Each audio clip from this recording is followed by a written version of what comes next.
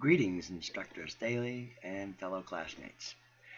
This video is a brief overview of cooperative learning with a focus on the particular interactive strategy of using the component of a number wheel.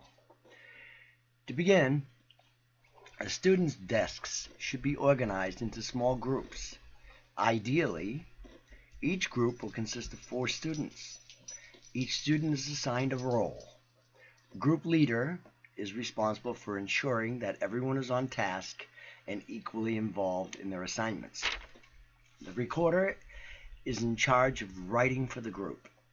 The reporter is responsible for orally reporting on behalf of the group. And the gaffer is the student who's responsible for having gathered any materials such as books, folders, or anything else that will be needed for the group to accomplish the assigned task. Or, if necessary, that student will get any assistance that might be needed from the teacher. Each student's role will be assigned a number. For example, the reporter will be number 1, the recorder will be number 2, etc. Each group should include a native English speaker, an English language learner, and if possible, a student whose native language is the same as the English language learners. Each student must be assigned a role, and they must clearly understand what will be expected of them. Everyone is involved. It makes no difference if a student's reading, speaking, or writing skills are limited.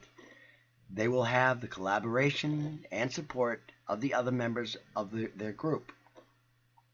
I love the idea of cooperative learning. The concept permits students the time to talk amongst each other without the fear of getting into trouble or having to ask the teacher for help. Conversation is encouraged. English language learners usually prefer to talk and seek help from their peers rather than their teacher. This tends to lower the effective filter of the classroom for the ELL. Another asset for having groups of 4 is that it's like each student having 3 collaborators, or peer mentors, tutors if you will. We've all heard the expression that 2 heads are better than 1. Well, 4 heads are 4 times better. This type of setup is useful for all students K through 12, but especially beneficial for English language learners. It affords them more opportunities for language use, interaction, and socialization than the traditional classroom of desks set into rows. Finally, we get to the number wheel. The number wheel is a round disc sectioned off into 4 equal number parts. Numbers 1 through 4 can be used as well as letters, or even colors. The teacher spins the wheel to randomly choose a student who will be required to provide the answer to a question or to solve a problem. Students never know when they're going to be called upon to respond, so they must be prepared at all times.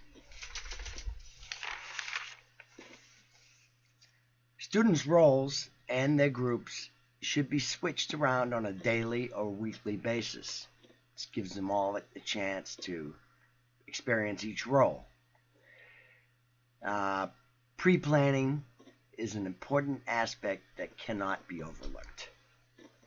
It should be noted that it will probably take some time for students to get accustomed to this, but after a while it will become a predictable routine.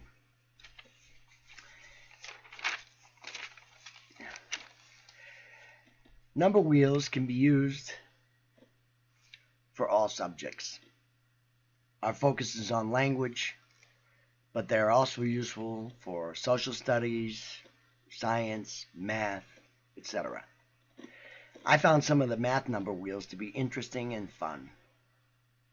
They can be used for learning multiplication tables and for making patterns, to name just a couple of their uses. They are useful for focusing on the aspects of grammar such as adjectives, nouns, etc. In conclusion, I hope that this video helps students to better understand some of the benefits of cooperative learning, especially for English language learners, and for understanding some of the ways that we can use the number wheel as a component in the classroom. Thanks for listening. I'll see you all in class.